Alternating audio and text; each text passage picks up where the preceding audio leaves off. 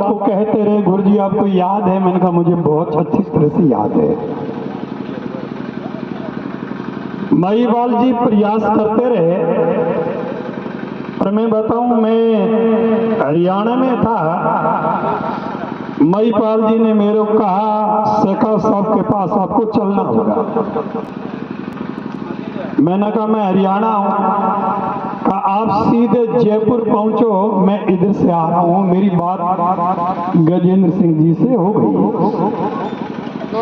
मैं जयपुर पहुंचा तो मैंने कहा आप कितने दूर हो? बस आधा घंटा में मैं आया। पहुंचने के बाद मैंने कहा टाइम लिया गया, टाइम तो बात हुई नहीं। मैंने कहा आपने हरियाणा से मुझे बुला लिया, टाइम आपने लिया नहीं। लो साहब, तो मुझे किस लिए बुलाया? बाप बेटे दोनों थे। टाइम आपने नहीं लिया तो मुझे किस लिए बुलाया आपने? मैंने को कहा। लेकिन वहां मीटिंग चल रही थी।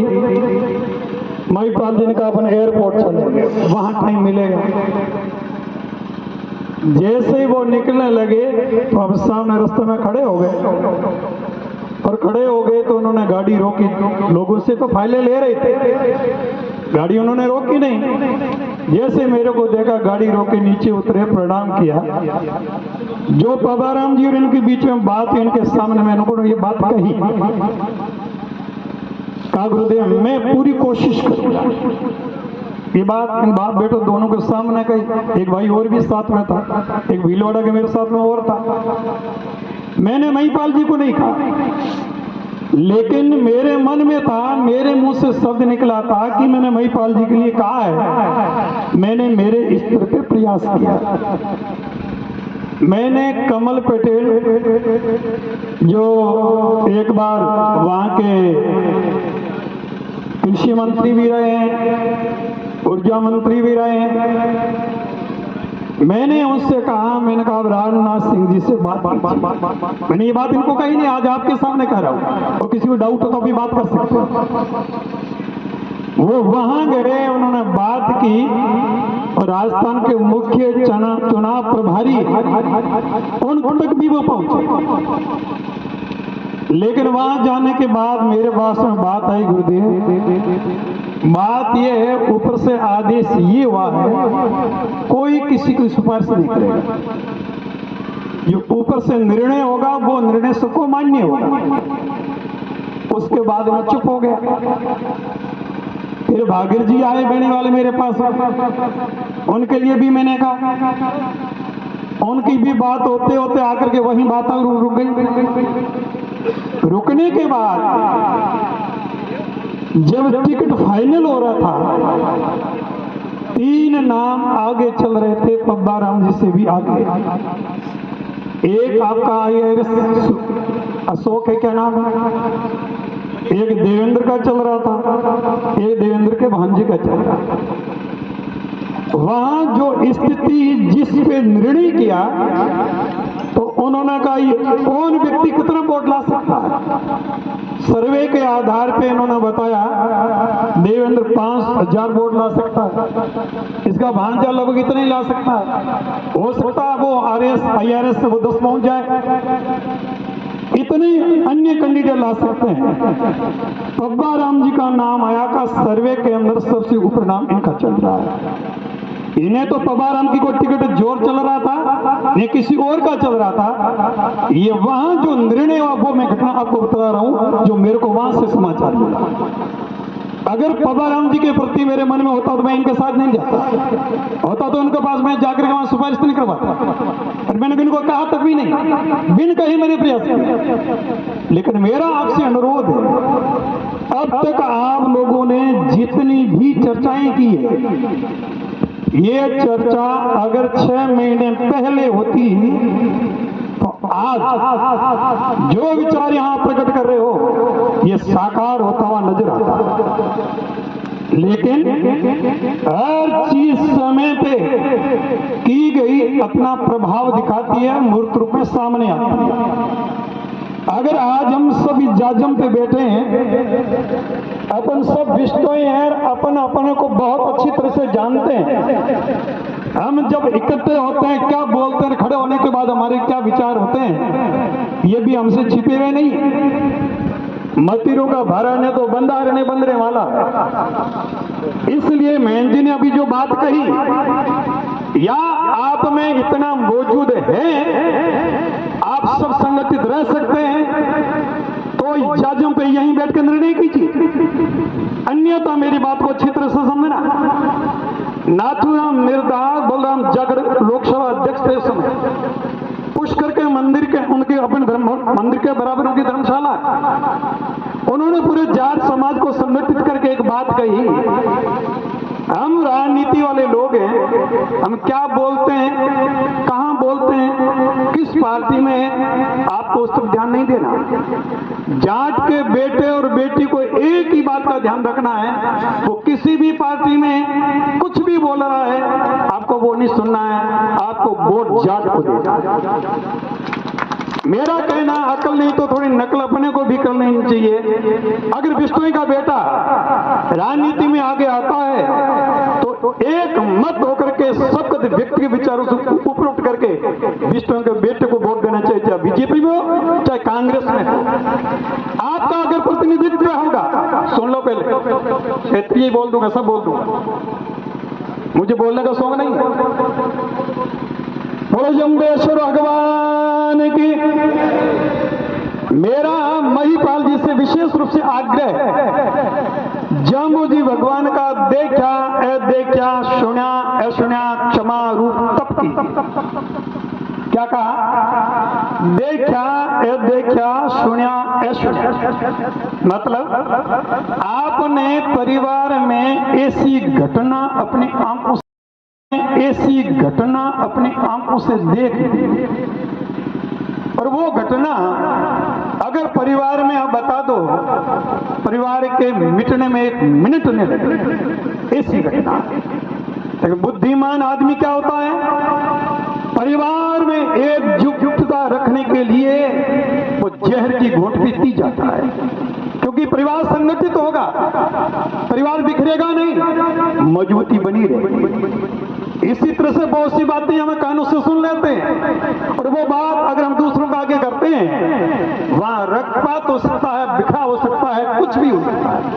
बुद्धिमान आदमी को चाहिए परिवार हित में, समाज हित में, राष्ट्र हित में उन बातों को सुनने को भी अनसुना करता है। इसलिए मेरा आग्रह है आप लोगों से, कभी कभी जहर की घूंट पीने से भी आने वाले समय में बड़ा लंबा फायदा होता है। एक अंगुली के कटाने से हाथ बचता हो, बुद्धिमान आदमी को अंगुली कटा के हाथ को बचा लेना चाहिए। महिपाल जी से कहना, आप सरपंच थे, आपका बेटा प्रधान बना, और आप अब करे थैली जब लटक रही है पेशाब की भी, तो क्या पता एमएलए बन जाए, एमएलए बन जाए। लेकिन धैर्य का फल बड़ा मीठा होता है, धैर्य का फल बड़ा मीठा होता है। इसलिए हम जज्बाती नहीं बने, हम भावना में नहीं बने, हम भावुकता में नहीं बने। मेरा आप सब युवाओं से और जिम्मेवार समाज के नागरिकों से आग्रह, अनुरोध है, ये अवसर बार बार नहीं आते, ये मौके बार बार नहीं आते। एक बार अवसर अगर निकल गया तो बहुत लंबे समय के लिए पछताना पड़ सकता है। कर्णाराम जी ने एक परिसीमन की बात की, परिसीमन के अंदर अगर थोड़ी सी असावधानी रही, 24वें परिसीमन होना, हो सकता है ऐसा कोई व्यक्ति आ गया, आप चाह करके भी जियोगे तब तक एक नहीं हो पाओगे, ऐसा भी परिसीमन हो सकता है। अगर राजनीति में आपका वर्चस्व रहेगा तो जैसा प्रभावशाली व्यक्ति चाहेगा परिश्रम व्यवस्था करके समाज को जोड़ करके जीत का माहौल बनाया जा सकता है, जीत का क्षेत्र दिया किया जा सकता है। इसलिए समय की नजाकत को समझते हुए हमें गंभीरता से चिंतन करना है, हमें बारीकी से चिंतन करना है। इसलिए हम कल भावनाओं में नहीं, जहां तक बात आरक्षण की आई, आरक्षण जिस समय मिल रहे थे उस समय नेता करे हम पिछड़े नहीं है, हम हरिजन नहीं है, वो नेता जिनके पत्थर फेरते थे उन्होंने आरक्षण नहीं दे दिया। आज उनके गीत आ रहे, आज उन नेताओं की वजह से नहीं मिला था, ये तो किसी और की मेहरबानी थी आरक्षण में। सजनों, जहां तक क्षेत्र क्षेत्र की बात स्थानीय की बात है, स्थानीय की बात है। यह मैं बहुत पहले जागरूक होना चाहिए था। बहुत गई थोड़ी रही थोड़ी भी बजाय, कै नटनी सुन नायका तालम भंगन पाए। बहुत चली गई, नंबर तो आप लोगों का आने वाला ही है। आप संगठित होकर के रहोगे तो निश्चित रूप से आपका नंबर आ सकता है, लेकिन क्या आपका जमीर ये कैसे कह रहा है कि हम 60,000 के 60,000 एक मुश्त संगठित रहेंगे? और आप कह रहे हो समाज निर्णय का, समाज निर्णय लेगा। समाज किसका नाम है? कोई ऊपर से फरिश्ता आएगा समाज बन करके? समाज निर्णय, समाज यही है, कोई और है? यही है। सब अपने अपने विचार रख रहे हैं, सब अपने अपने विचार रख रहे हैं। तो जिन लोगों पे आपको विश्वास है भाई ये आदमी निर्णय करेंगे, वो निर्णय हमें मंजूर है, इस तरह से 5-10 आदमी आप चुन करके निर्णय लें तो वो निर्णय आपका साकार होगा। आप सोचोगे सब बोले हो जाए, ये कभी नहीं होगा। और निर्णय लेने के लिए 6 तारीख की बात कर रहे हो और यहां से खड़े होने के बाद 6 आदमी दोबारा इकट्ठे नहीं हो पाओगे। इसलिए मेरा आप लोगों से आग्रह है, पुनः अनुरोध है, हम समय की नजाकत को समझते हैं, इस बात को दिलो दिमाग में बैठा लें। या तो आप लोगों में इतना मादा हो कि हम टिकट ला सकते हैं तो यहां बात को छेड़ना, नहीं तो मेरा कहना है जो मिला उसी के साथ हो जाना। इसलिए आपको गंभीरता से चिंतन करना है। ये दोनों चीजें आपके पास में, दोनों आपके पास में है। या तो आप ऐसे संगठित हो जाओ कि हम 60,000 हैं, 60,000 से एमएलए कोई नहीं बनेगा। 36 कौम का साथ लेना पड़ेगा, 36 कौम को साथ में लेकर के चलना पड़ेगा।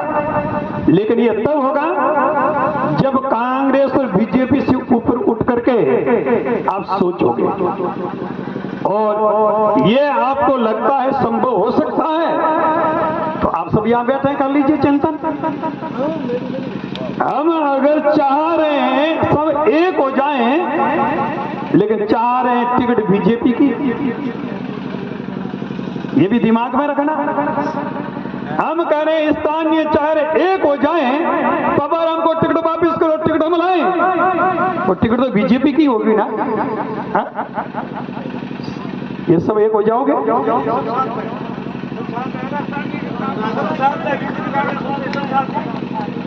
मैं कह रहा हूं टिकट जब बीजेपी की आएगी तो आप सब साथ में हो जाओगे। ये कान खुजाल रहे, इनका क्या इलाज है? ये बेटे सारे खुजाल रहे हैं, मौजूद लोग तो सब कान ही खुजाल रहे हैं, कोई नहीं कर रहा है। कौन कर रहा है? आप देख लो, अब हालत ये है, सिर्फ 2 हाथ करने से तुम 2 नहीं बनोगे, आधे लोगों के हाथ खड़े नहीं हुए। अब आप मानसिकता देख लो, लोगों की हकीकत सामने आ गई। अब आपके सामने हकीकत आ गई है, ज्यादा दूर जाने की मैं किसी की पैरवी नहीं कर रहा हूं। मैं ये कह रहा हूं, ये स्थिति साबित करती है हम संगठित नहीं, हम संगठित नहीं है। इसलिए पैरों पे कुल्हाड़ी मत मारना, मेरा ये अनुरोध है। और महिपाल जी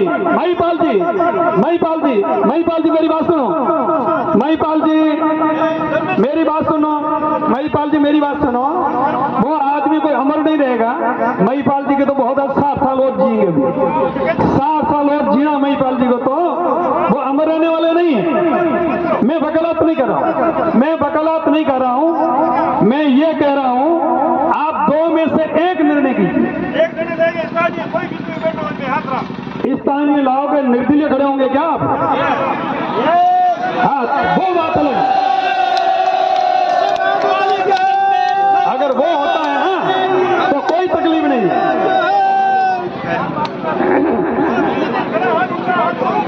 मैं विश्व का बेटा जीते, ये मेरी कामना है। मैं विष्णु का बेटा जीते, ये मेरी मंगल कामना है, चाहे निर्दलीय हो चाहे पार्टी का हो।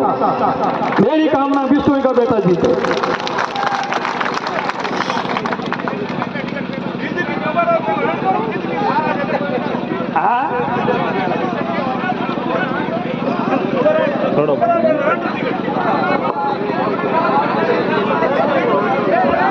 पब्बा राम जी को मिली तो पार्टी ने दी, आपको तो उससे क्या लेना देना है? जब आपकी पार्टी अलग हो गई, आप तो जब निर्दलीय खड़े हो रहे हो तो पब्बा राम का तो नाम ही मत लो ना, बात पूरी हो गई।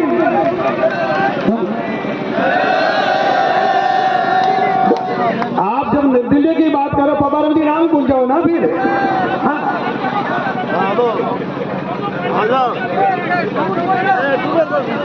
मैंने पहले कह दिया, झूठ तो इन्होंने एक हाथ किया तो दो किया, वो तभी पता चल गया था। अब निर्दलीय में हाथ खड़े करेंगे तो पता चलेगा ना। ये सब दो हाथ कर रहे हैं, एक हाथ करेंगे तो पता चलेगा किसके हाथ है।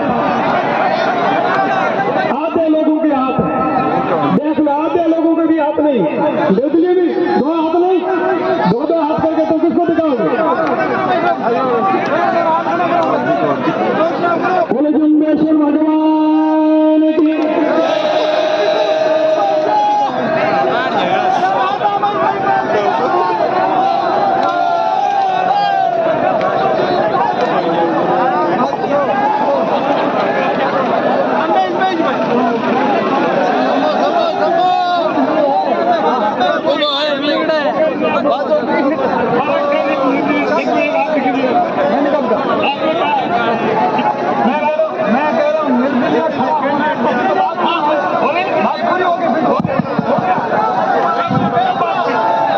शांति बनाए रखें।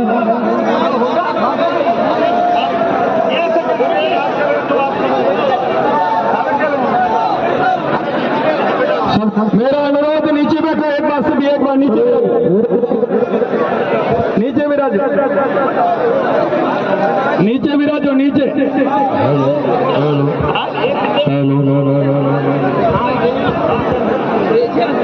बोले गुरु जमनेश्वर भगवान की। अपना आसन ग्रहण करें।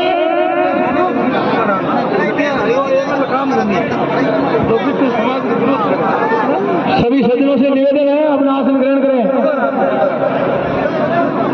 विरोध किया और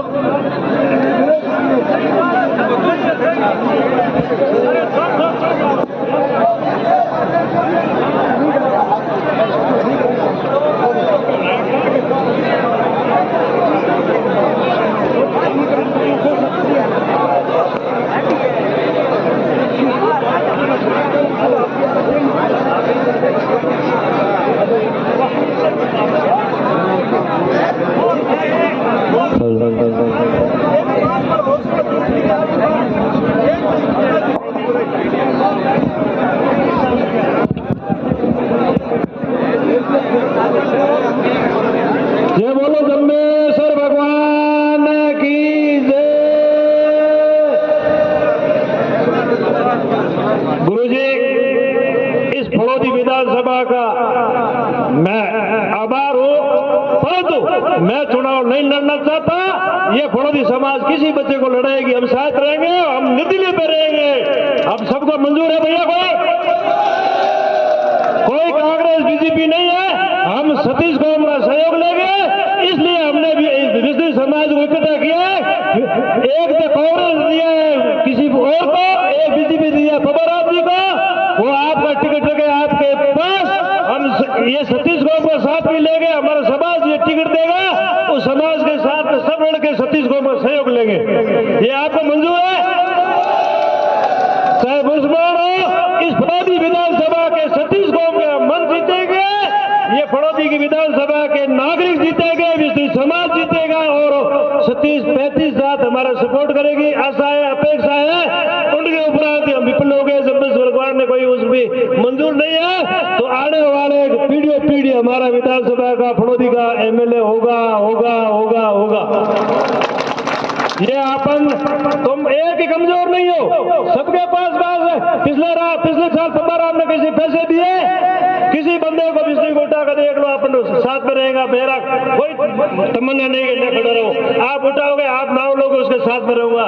ये मेरा जबान है, मेरी घोषणा है, और मेरी कोई मंशा नहीं है बेड़ा कर लियो मैं बड़ा बरोबर मेहनत जम्बेश्वर यास्ता मानो मैं को आप समाज देख रही हूँ, मैं साथ हूँ। जय हिंद, जय भारत।